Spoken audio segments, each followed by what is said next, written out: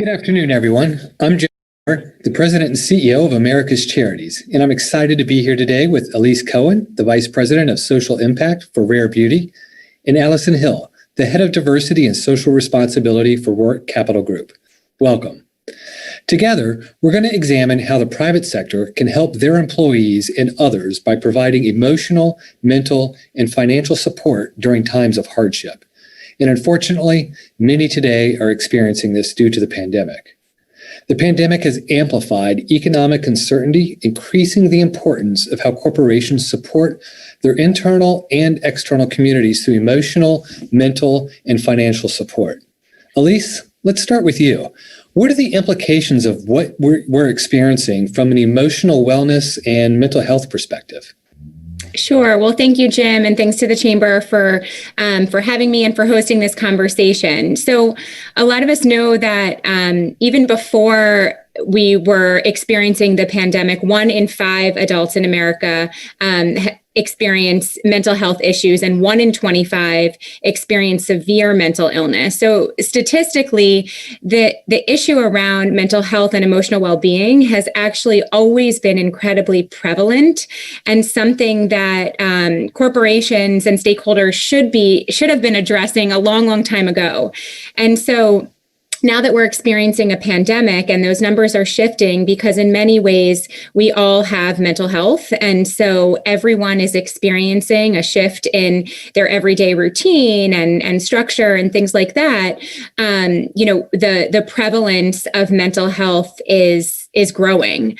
And so for us at Rare Beauty, we launched Rare Beauty with the purpose of focusing on addressing mental health and well-being. And the pandemic has really catapulted that conversation in ways that, we never could have expected. And so while we focus on supporting communities and mental health externally, we're also acutely aware of making sure that as a brand, we're walking that walk on the inside now more than ever, and coming up with real innovative ways to really make sure that we're staying connected and know how to talk about this conversation. Great. Elise, thank you so much. And, these times have certainly created a lot of uncertainty, a lot of stress, and, both just emotionally, physically, and financially as well. Allison, how is Roark helping employees cope with these new unexpected hardships that place undue financial stress on them and their families? Yes, unexpected indeed. And thank you, Elise, for all the work that you're doing from a mental health perspective. Roark is a private equity firm. We want to be really good investors, like the recent fun Duncan deal. But the other thing that's really important to our founder, Neil Aronson, is how we operate. And we really live and die by our core values. They're the cornerstone of our culture.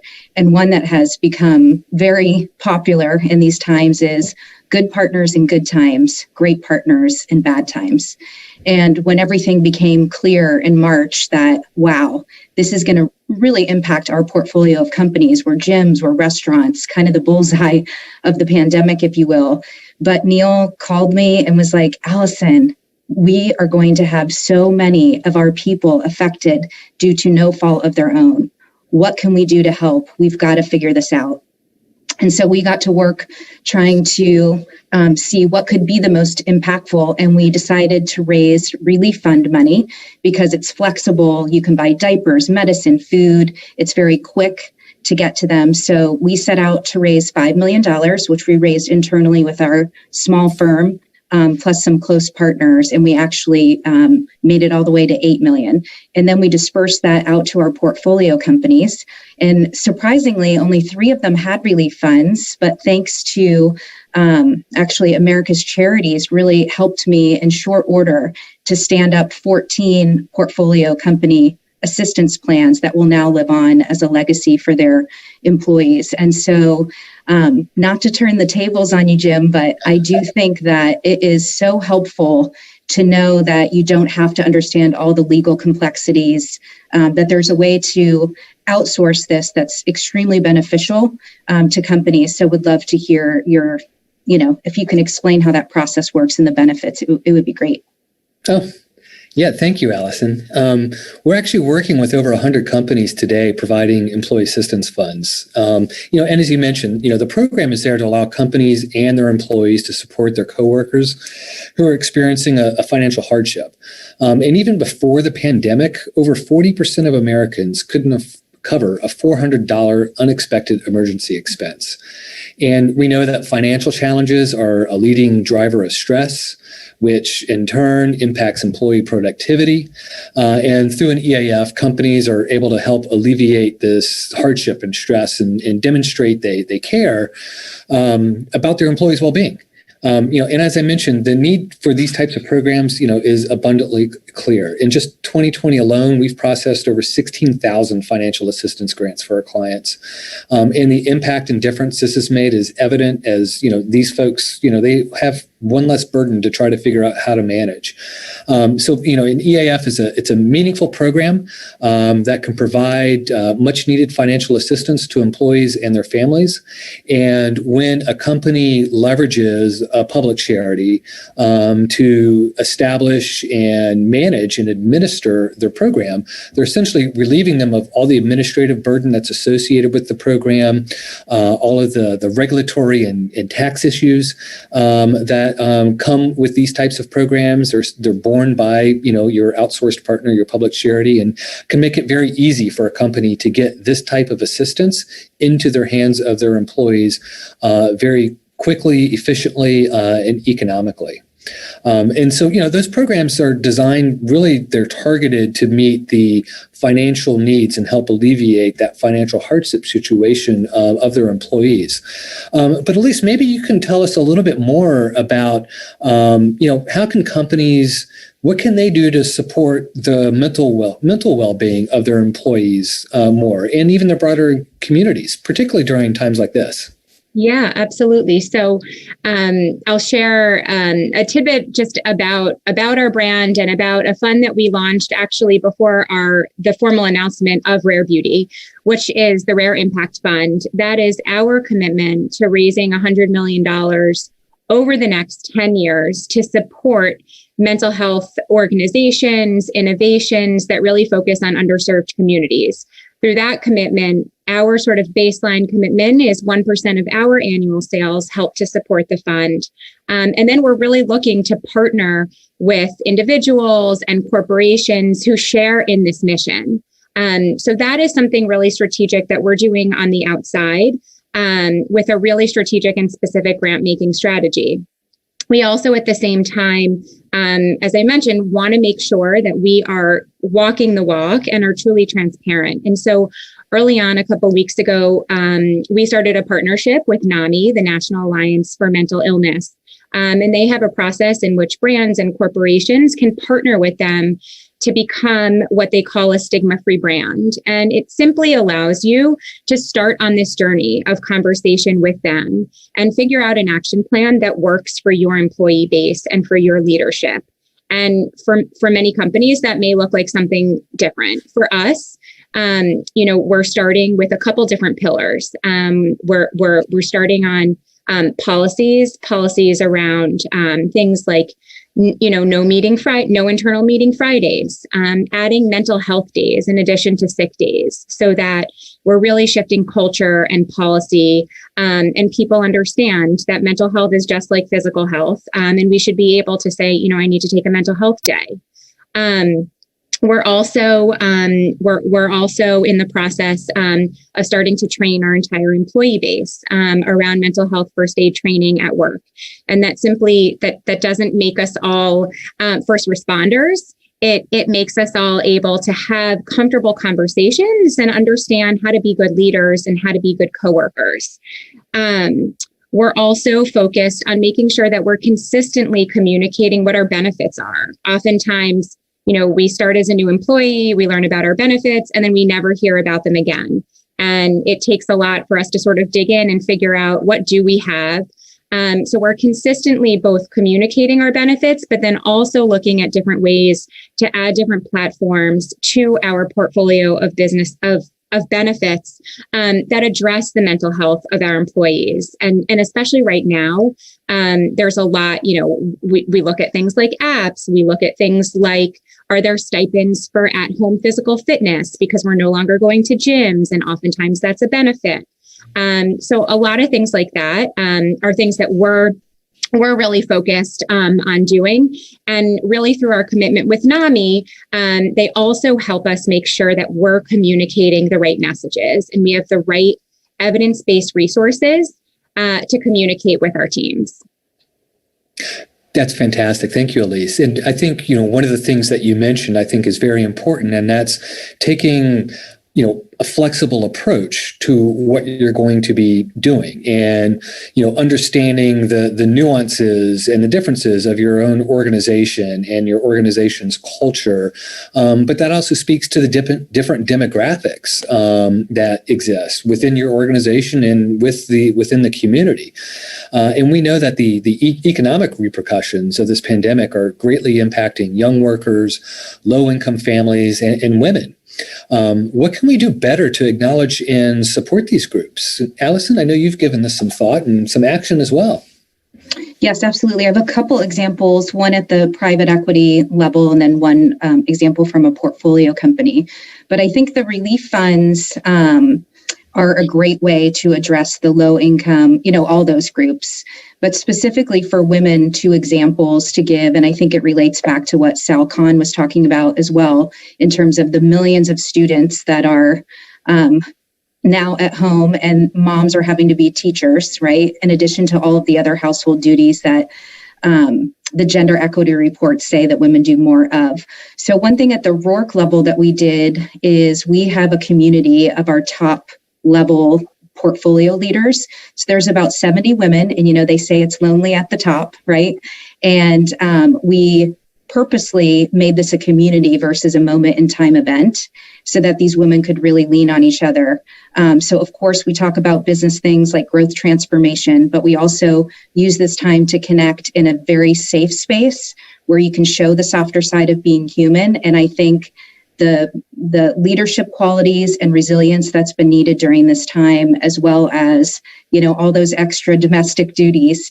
I got a note from a CEO last week that just said, "Thank you so much for this group. Like, it's meant everything to me." So I think that emotional connection is really important. And then one thing that I see at the portfolio level, Elise, some of this you were talking about for your organization. I've seen more mental health programming, bringing in guest speakers, changing of some benefits. Then also a super cool creative solution that I saw most recently was by one of our companies, Inspire Brands. And the CEO, Paul Brown, noticed that, yes, like all these parents are having to be especially the women, right, are having to be the teachers. So they set up inside the corporate office a social distance safe tutoring system. They call it Young Achievers Academy. It's 3 hours a day. So anyone can come and use these tutors, have their child get, the discipline that they need for schooling. And then that parent can focus on their work. So I think listening and just observing what is going on and being able to either leverage the women's group, for example, for this cultural moment, or seeing a solution in a portfolio company like that is going to give you better productivity, better mental health, and a good benefit for the family. Wow, those are some great examples, and some things I think, Allison, you'll be able to do and probably are already doing at the portfolio level is leveraging what you're seeing in some of your companies and bringing that practice to the other companies as well. And hopefully, through events like this can help share some of that information and, maybe trigger some additional ideas out there. Elise, what are some of the things that, you see happening or can be done to help, address some of these specific groups that are being impacted more so than others? Yeah, what's interesting is a lot of times, we always forget and that a lot of times the answer and the solutions are in our own employee base, right? And so often we're so worried about surveying our teams to actually find the real solutions that resonate with them, when in fact all we need to do is ask. And I think a lot of times we try to create meetings and opportunities for folks to share, but what we see works better is, doing an employee survey and giving them options and finding out what are our employees' challenges, and what are the things that they're looking for. And oftentimes they're actually way simpler than we think they are.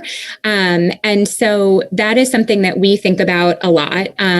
We think about consistent communication and talking with our employees. We are a growing brand. The majority of our employees, believe it or not, have been hired during the pandemic. So that's really, really interesting for us. I've never met most of my coworkers, and most of us haven't met each other except over Zoom. And so when you think about that, and you think about how many people have just been alone in their apartment, and we don't know one another, we look to surveying, and we look to asking questions and really, really garnering real conversation that we wouldn't often have because we're not having hallway conversation anymore. And so for us, that's where we find a lot of our answers. And that's where we really sort of determine what's really going on at home and how can we be supportive. And one of the biggest ways is really flexibility right now. I think everyone is dealing with a very different at-home routine, whether it's parenting, whether it's caretaking. Schedules are shifting. Folks are just, they're serving so many different roles, and flexibility really goes a long way. Yeah, that's fantastic. One of the other things that we've also seen as a need that people are having and that employees are expressing is, a desire to help, right? They want to be able to do whatever it is that they can to help, the situation beyond some of the things that can do with masking and social distancing and things of that nature. A lot of companies have had volunteer programs. And those are undergoing significant change. We're seeing a lot of, virtual volunteering starting to emerge and take place, a lot of skills-based things, being facilitated through, online platforms like Zoom, and then leveraging employee giving programs and really kind of promoting them across the organization, saying, hey, this is something that we have that's here. You can help these nonprofits that are actually supporting and helping some of these efforts. We heard earlier from the earlier session with Khan Academy and YMCA as two great examples, and there's many others that are out there.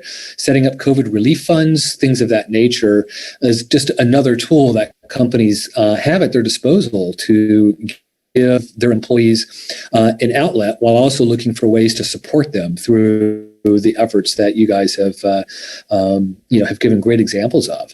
So where can companies go to learn more about putting these kinds of efforts in place? Elise, I'll start with you. Sure. So from a mental health perspective, I would certainly recommend the National Alliance for Mental Illness. They are busier than ever, both from an issue perspective, but also from a private sector engagement perspective. As I would absolutely turn to them as a core resource for materials, for ideas, for other brand partners to talk to that may be experiencing similar things to your own organization, similar size, similar industry. So that'd be, if I needed to distill it down to one organization, I would recommend NAMI. And then I would certainly recommend talking with us if you're interested in this issue as an external sort of, issue for your organization to get involved in supporting. Fantastic. Thank you.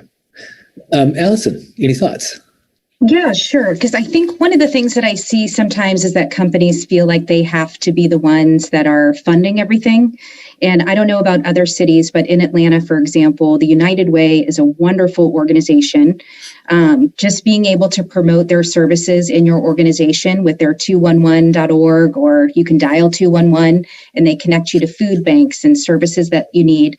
But also just recently in Atlanta, they have to give away $22 million by the end of the year for housing grants related to COVID. So I would say look in your community for other services that are there and don't feel like you have to carry the weight all by yourself.